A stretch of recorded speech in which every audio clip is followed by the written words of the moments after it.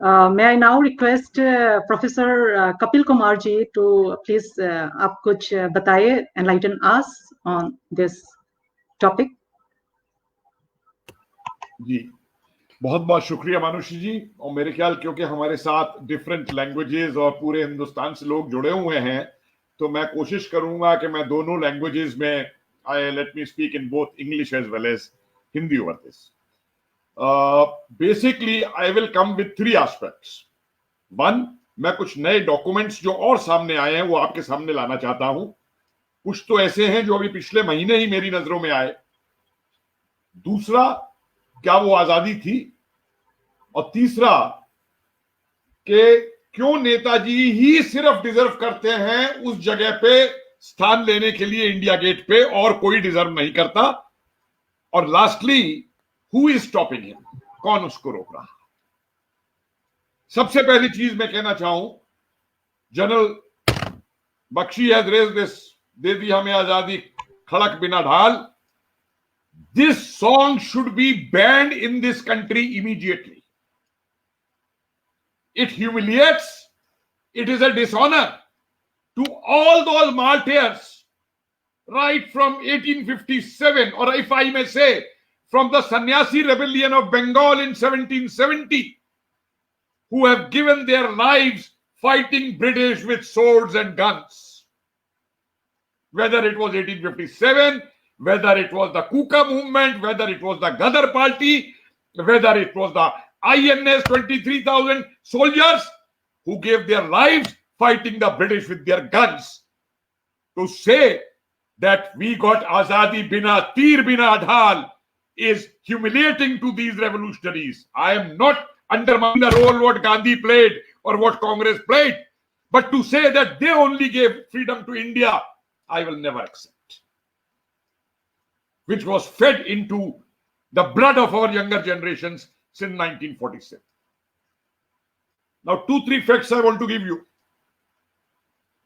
Will you believe that in 48, when Mountbatten is going back from India, our great Prime Minister writes to the King of England on behalf of his cabinet, please permit me to appoint Gopalachari, Rajgopalachari as the next Governor General of India.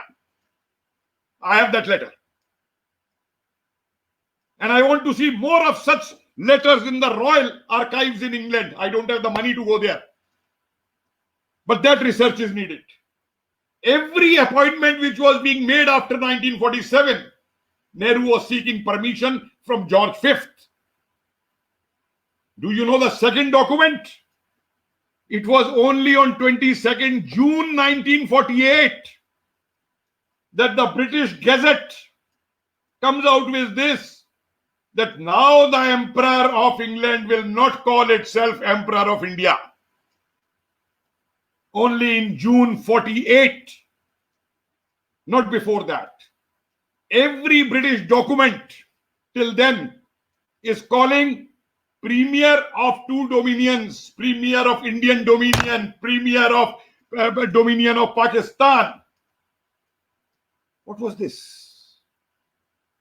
And you see the biggest joke with this country, with the revolutionaries, with the freedom fighters of this country, that those who ruled over us for 200 years, who exploited us, who massacred us, who did Jallianwala to us, like Jallianwala, who massacred so many places in this country. That person, British, is made the first Governor General of what they call independent India. Can there be a more bigger shame on a nation than this? Why? Because it was not independence. The whole thing had been engineered. Nehru's March visit to Singapore, claiming that he is going to look for the INA people and the Indian, Pravasis over there who had helped the IA, was a visit manipulated by M15, you toy. Where is that report of Mountbatten which he sent after Nehru's visit to England to the King and to the Prime Minister? Why that report is not made public? Because the secrets will come out. And will you believe, Gandhi, you know what he says in 47 June? Bakshi ji has mentioned about how Nehru was selected, how he was imposed as Prime Minister of India. You know what Gandhi says in 47 June, when it is said that you can rethink about Nehru being the Prime Minister of India? He says, there is no question of replacing him. He is a Cambridge educated hero boy who is needed to negotiate with the British. This is Gandhi, not Kapil Kumar saying this. This is Gandhi's papers, which is lying there in Gandhi's collected works, lying over there. And will you believe a very interesting thing?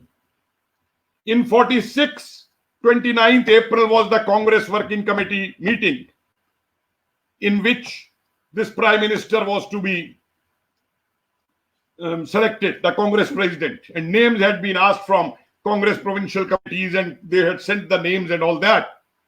Will you believe that in Teen Murti archives, all these papers have been done away with? For every year, Congress Working Committee resolutions are there, meeting papers are there.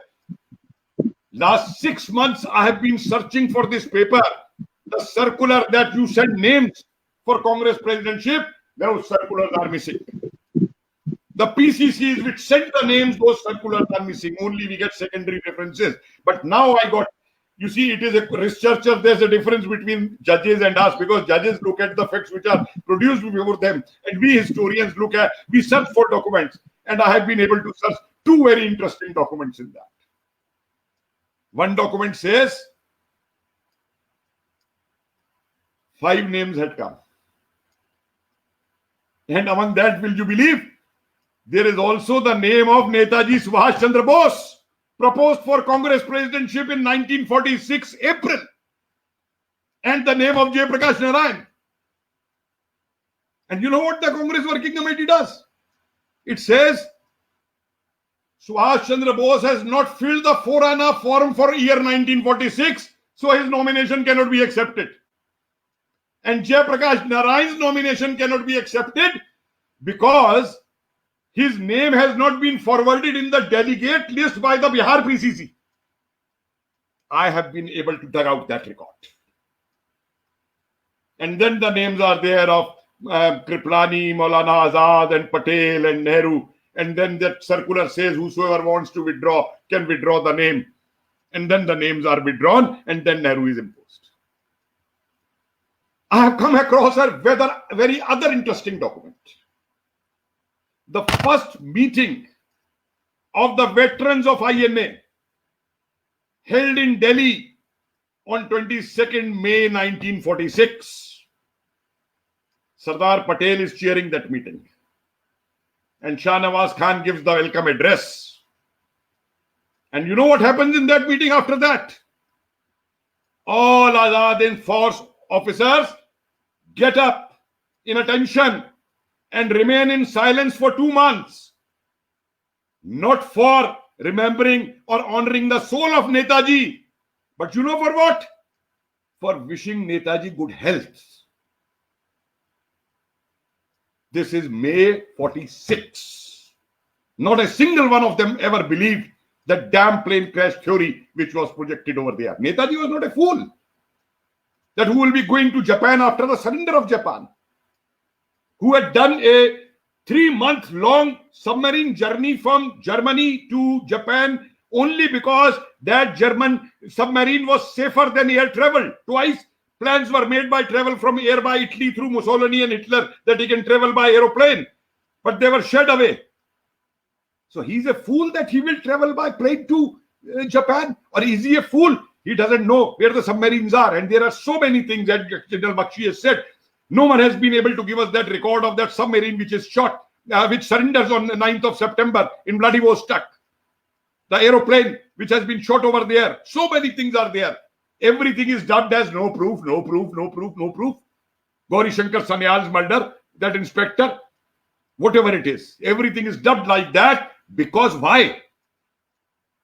this is also related to the treasures of INA. I have discovered 7 treasures of INA now by going into the files. I have with me all the record when Azad Hind Bank was sealed in Rangoon. How much money, how much gold, how much everything was there in Azad Hind Bank. Where did it go?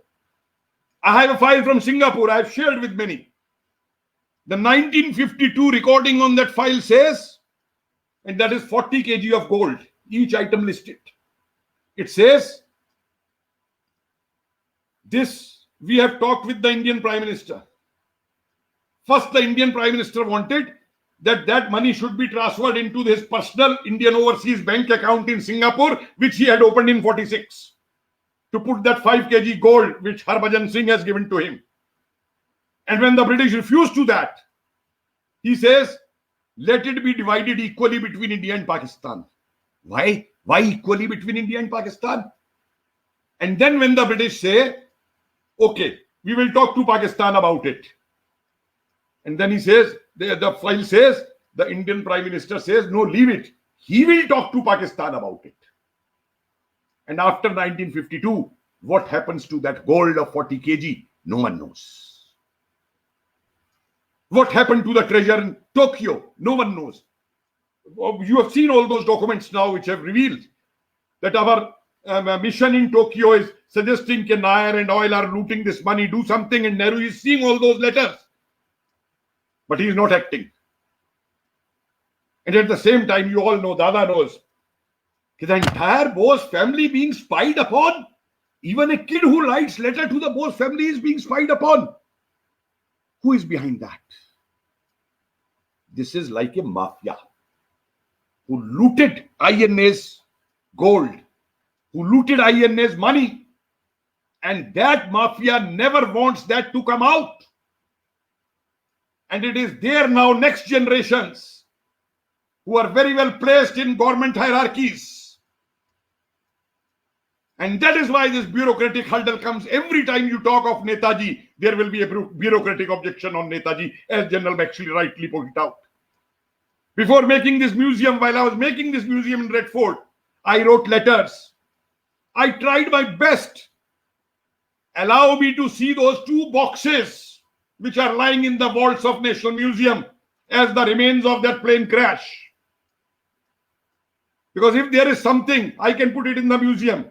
Or even why should they be kept in vaults in National Museum?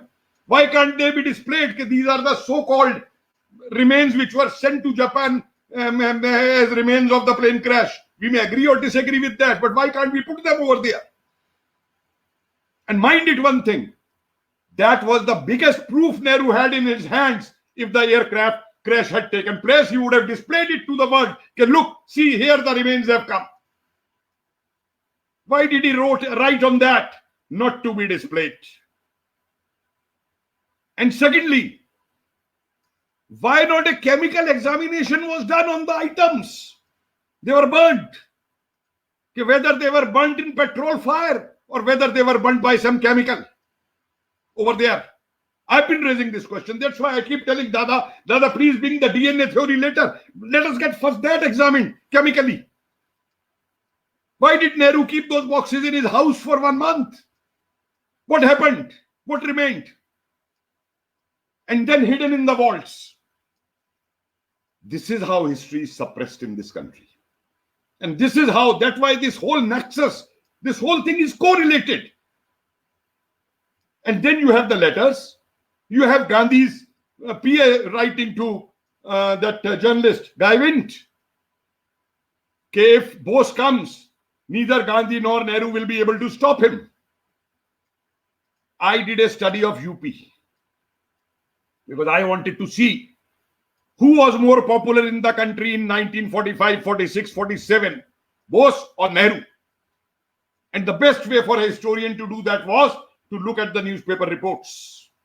And I picked up UP because UP was Nehru's area of politics.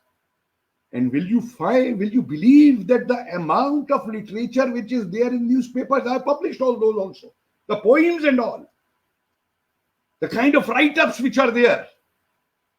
Subhash, tum kahan ho? Aao. ये बांट रहे हैं इस देश को, इसे बचाओ. Each and every story of INA being published again, giving again, and doing that out. That was his popularity in this country. That's what they were afraid of. And when people ask me a question today, common question, right question, if he was alive, why didn't he come out? And I have an answer to that. Normally, I'm a historian who doesn't go by hypothesis or this might have been or that might have been, but I have an answer now to that. Bose had only one ideology, only one aim in life, only one mission in life. Because of his patriotism and for his motherland, liberation of India. That's what he was for. That's what he did. And please remember one thing, Azad Hind Sarkar and Azad Hind Fauj, the only government in the world and the only army in the world which never surrendered to the British. Japan surrendered, Germany surrendered, Italy surrendered. Azad Hind Sarkar never surrendered. The last orders of the day were, we disband to regroup again. We disband to regroup again. And there are all plans made for next action. I have discovered now, I have said in my lectures also, I'm coming out with my book on that. The kind of evidences which are coming out now, that all the people who came back, the INA soldiers, the people linked to them, Azad Hind Sangh was formed again. Somewhere it is Netaji Youth Vahini, somewhere it is Azad Hind Sangh in Banaras Hindu University. The girls form again the Rani Jhansi regiment in different parts of the country. And the INA soldiers and ex-INA are coming out in uniforms, lecturing there to the youth. And there are this thick files in the archives. The British are worried how to stop them from giving lectures in uniforms. When, sir, you say that Auchinleck's statement that 1857 type situation is emerging, and if we have to stay in India, I will need 1 lakh European soldiers. There is a full file in archives that how those 1 lakh European soldiers will be posted in India. Which damn historian of this country who came to be historian has seen that file? And the way out they find is, we can't directly put 1 lakh soldiers in India, so we will say that the war is going on in Indonesia and they are in transit and we will put them here in India to control India. This is there in those files.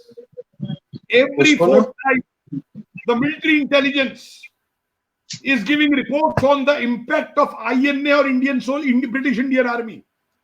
And not just the Indian, soldiers and all, but from those civil defense accounts also, in your ASC center also, mounting section also over there.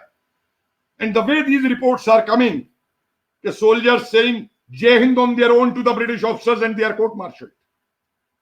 There's a report which mentions to the Viceroy Wavell by Auchinleck which says that every Indian officer worth his salt is a nationalist today. We may be paying him his salary. That was the impact of INA which had taken place at that time. I won't take much time. I'll now come last only few minutes to say that why Netaji deserves that position at India Gate. Why? And why these people don't want to give. First reason, he is the first youth who says, strike out my name from the selected list of candidates for the ICS. It's not a resignation. Mind his language which he uses. He says, strike out my name, telling that Raja and the king, strike out my name. How many had these guts to tell this Raja, strike out my name from that list of selected candidates? Number two, only 3 congressmen in this country were exiled from India. Only 3, whom the British feared. Lala Rajpath Rai, Bal Gangadhar Tilak, to Mandle. And after that, it was only Subhash Chandra Bose who were exiled from India. And that to Mandle. And in Mandle, when the British prisons commissioner is touring that place, He's saying he is one of the 6 most dangerous persons in India. What was his age at that time? This was Subhash Chandra Bose. That's why British feared him. Because don't forget the psychological aspect in this. The British were very shrewd. They had realized at that time only, when he had said that strike out my name from that ICS list, that here is a man who is totally committed to his motherland and he can go to any extent to liberate his motherland. And they knew it. And that's why every time they wanted Bose to be out of India. You remember when he is being released from Mandalay, the condition is put that he is not well, he has got suspected TB and all, and he can go to, straight from Mandalay, he can go to Europe, which he refuses, his family refuses. None knows the whole history of that. And then again in 30-31, when he's arrested and all, they're so afraid that they take the ambulance right up to the docks in Bombay to put him on the ship. Himself said that these police officers surrounded me like hounds surround someone. I put that quote in the museum over there. Why were they so afraid of him? Why of an individual? Name me a single other individual which the British decided to murder, to assassinate. They were not afraid of Gandhi or Nehru. They never made even plans to forget assassination, even to torture them in the prisons and all. They were given VVIP treatment in the prisons.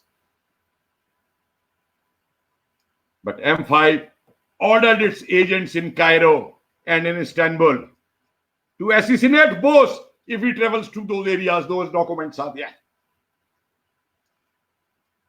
That's how the British were afraid of him. I've seen a report of just before the Lahore session in Punjab. That CID inspector, in fact, my respect has gone for the CID inspector. He's writing, he is the man to be watched. He can go for armed assistance to liberate India. He's saying it in 1929. At that time. And then he goes, tell me a single leader in the world who has done this kind of a travel. Right from Calcutta to Kabul. People call it Great Escape. I said, no. Stop calling it escape. He was not escaping from anything. He was going to wage another war for India's liberation. Don't call it Great Escape. The British terminology. That's what I said. I put it in the block over there in the panel. Or police soti reh gayi. And he left the police sleeping. And from Kabul to Berlin.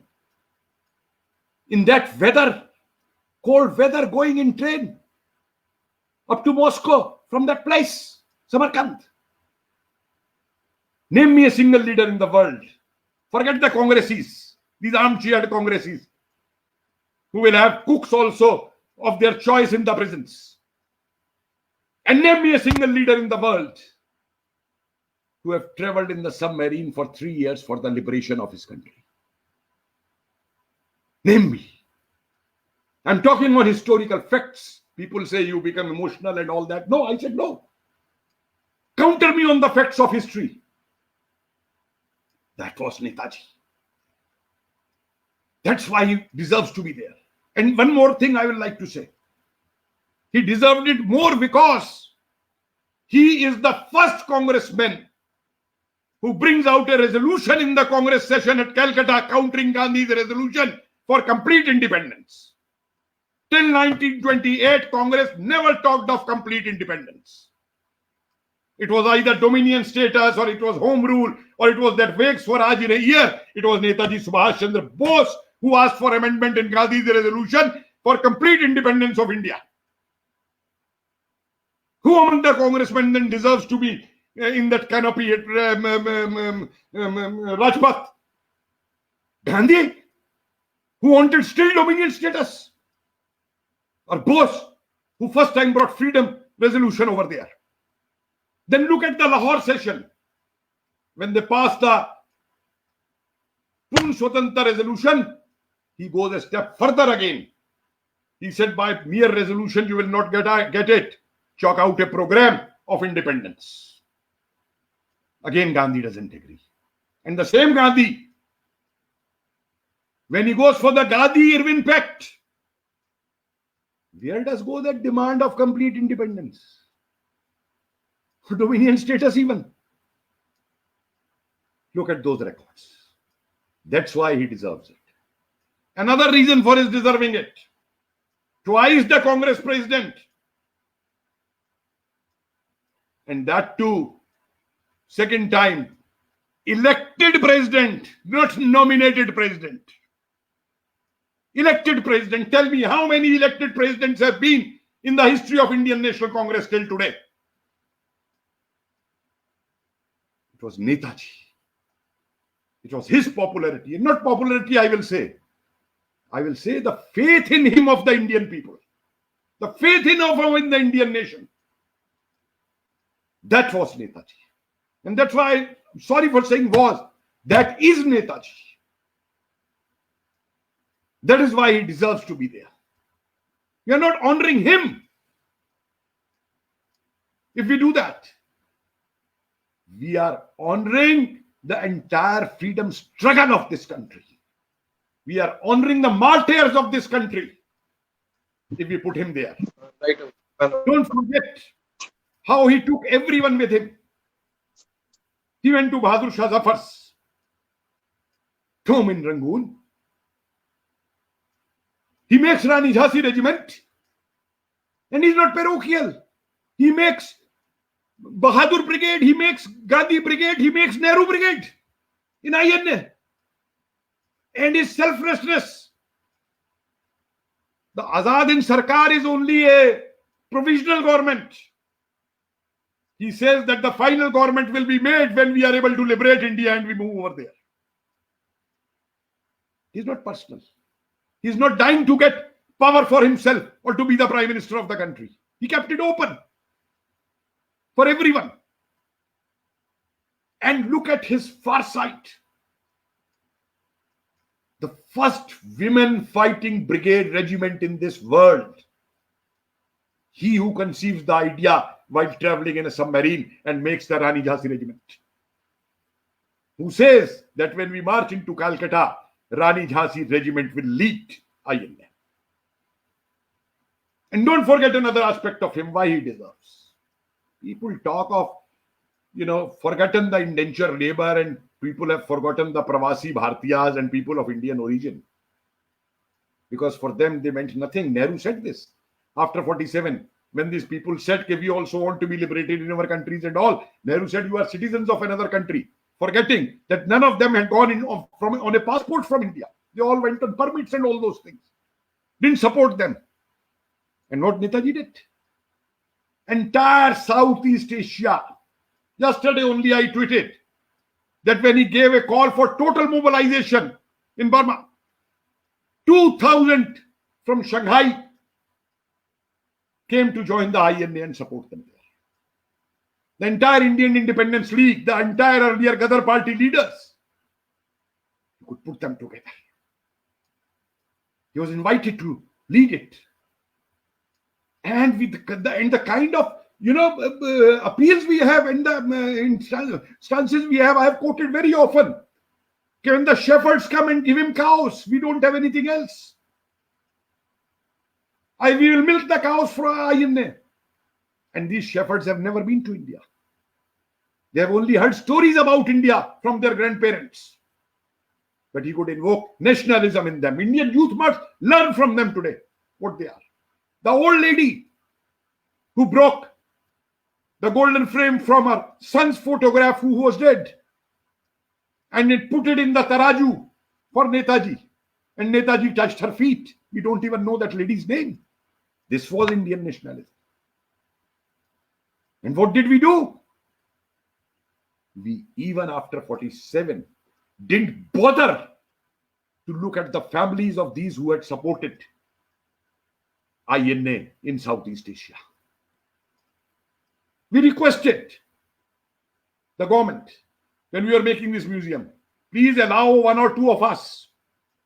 We will go there because people still have their INA things. People still have their belongings of Netaji. There's a pistol and a revolver of Netaji with Sirshwala who he wants to give. It's almost 2 years. It's in bureaucracy, and who will get it? I come across a reference by Amrik Singh Gill, the great intelligence officer who had come in submarine, that there is a sword which has the Jan Gan Man of Azad Hind Fauj engraved on it. And that time he says it was with some lawyer. Isn't it our duty of the Indian government to search for that thing? Isn't that something great? That a sword of Netaji on which Jan Gan Man, the original Jan Gan Man, is engraved over there to be brought to the Red Fort and kept in Red Fort for the people of India and the younger generation of India. It is not easy, sir. We will have to fight out. As you said, and I am very happy, Manushiji, that this movement is starting today, because individually people have been demanding that Netaji statue should be there, this thing should be there. But today, we need a movement. Everywhere on social media, everywhere this movement has to be there. Do that. And at the same time also, release those IB files on Netaji which are there in the government. There is nothing secret about it. If we are an independent country, the IB must release those files on which they have things about Netaji. It must come out. Truth must come out. This much they owe to the country. I tweeted the other day, due respect to Pranabda. I said, Pranabda, please do tell us that at whose instructions you had gone to Anita Bose to persuade her that she should agree that he died in the plane crash. Please reveal that to the country. The country wants to know.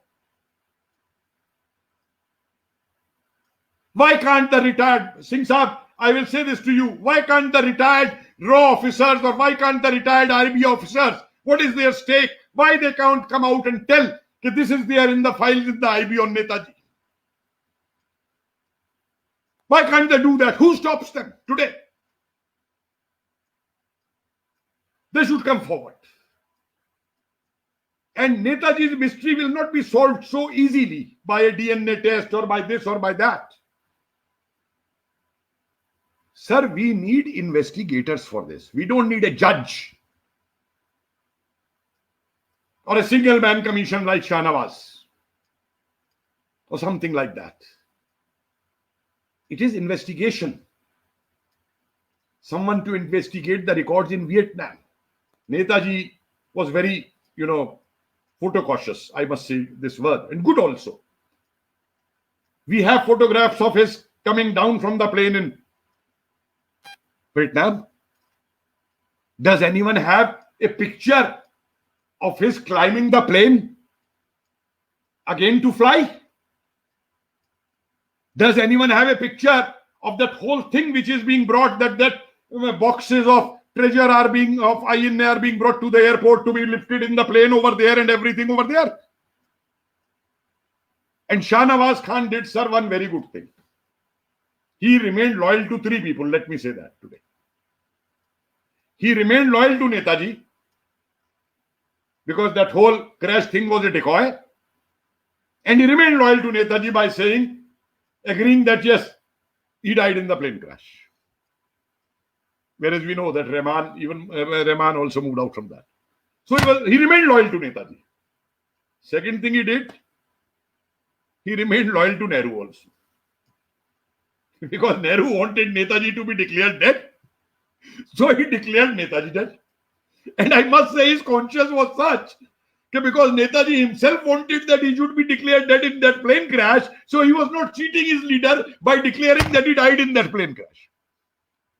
So his conscience was clear, Shahnawaz. And the third thing which he did, very honestly, read between the lines.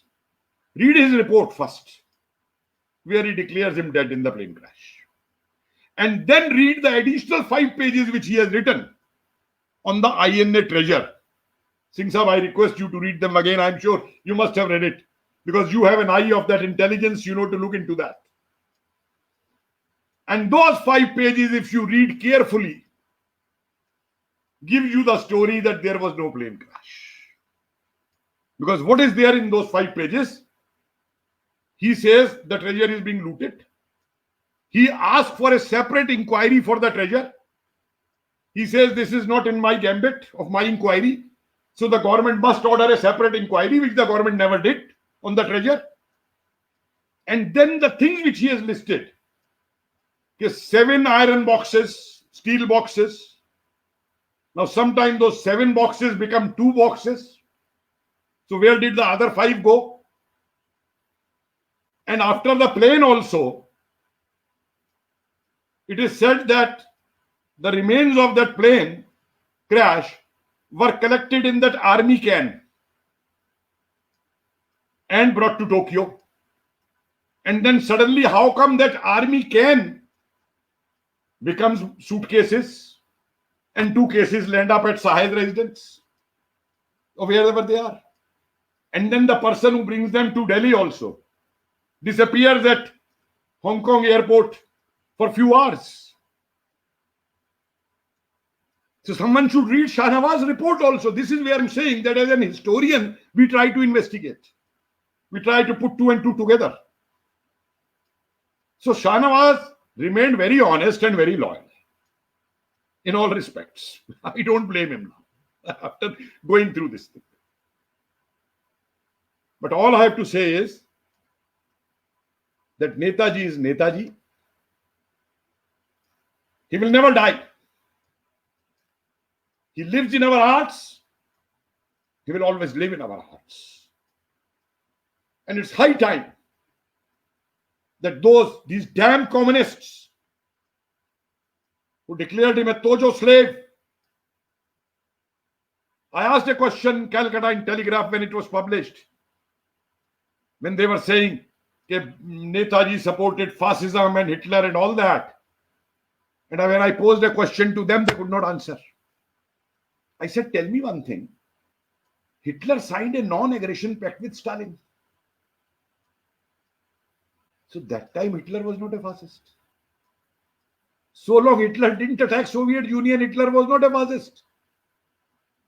So if the war started between Soviet Union and Hitler, then Hitler was a fascist. And okay, Netaji joined hands with Hitler. What for? To liberate India.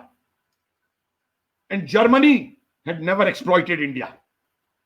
Germany had not ruled over India. Italy had not ruled over India. Japan had not ruled over India. He was seeking their help to liberate India, who had done no wrong to India. And what did you do? You communists supported the British during the Second World War to crush Indian nationalism.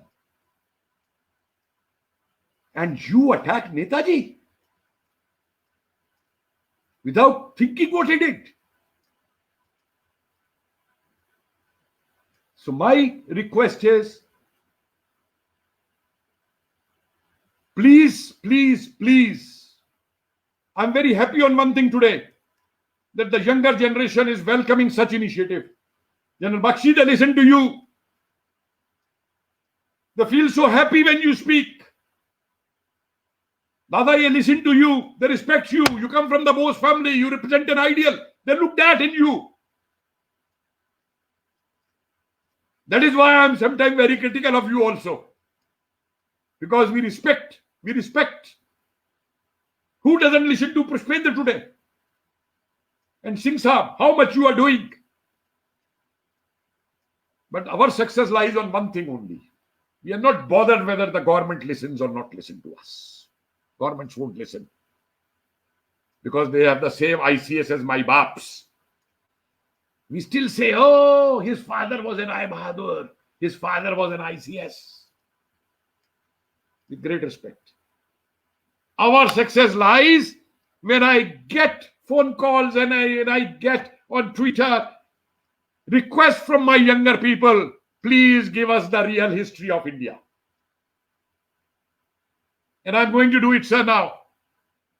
This week, coming week, my trust is going to be registered. And sir, you know what I have named the trust? Organization for unearthing suppressed historical realities of India. OSHRI, Organization for Unearthing Suppressed Historical Realities of India. And there are friends who have promised funds. I will appeal to my youth to contribute even 10 rupees if they can, so that we fund such research among the younger generation, that the real suppressed things of Indian history, right from ancient times that General Bakshi had done in the Saraswati book, to the present times, these historical realities come out. I don't believe in rewriting history. I don't agree with that whole foolish debate which goes on, rewrite history, rewrite history. History is written based on facts, and I believed in writing based on facts. So what is needed is to research these facts to counter that propaganda which has been done to distort India's history. I don't talk of rewriting history. We have to do research and we have to counter them with facts and research. खाली बोलने से history नहीं change होती. We have to give the facts. And that's what we are going to do. And I'm planning, General Bakshi Sahab, I am putting you as one of my advisors on the advisory board, sir. Without your permission, I'm doing that. I'm putting you out over there. We'll need your help. But there is a lot among the younger generation who want to do. And I've been telling them, don't believe on those textbooks and all which you read. Question it, question it, question it. And read more. Unfortunately, we have less literature at the moment to do that. अरे किसी किताब में ये तक नहीं पढ़ाया जाता कि मोइरांग में और अंडमान के अंदर नेताजी में आजाद हिंद का झंडा फहराया गया था, उस तक को पढ़ाते हुए इन्हें शर्म आती थी. बाकी चीज तो ये क्या पढ़ाएंगे नेताजी के बारे में. But we'll do, and I tell you, as Bakshi Sahab said, we have to get him there.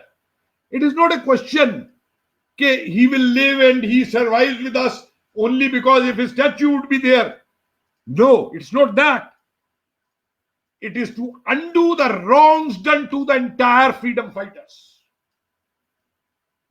You know, the Red Fort sound and light show has been rewritten now.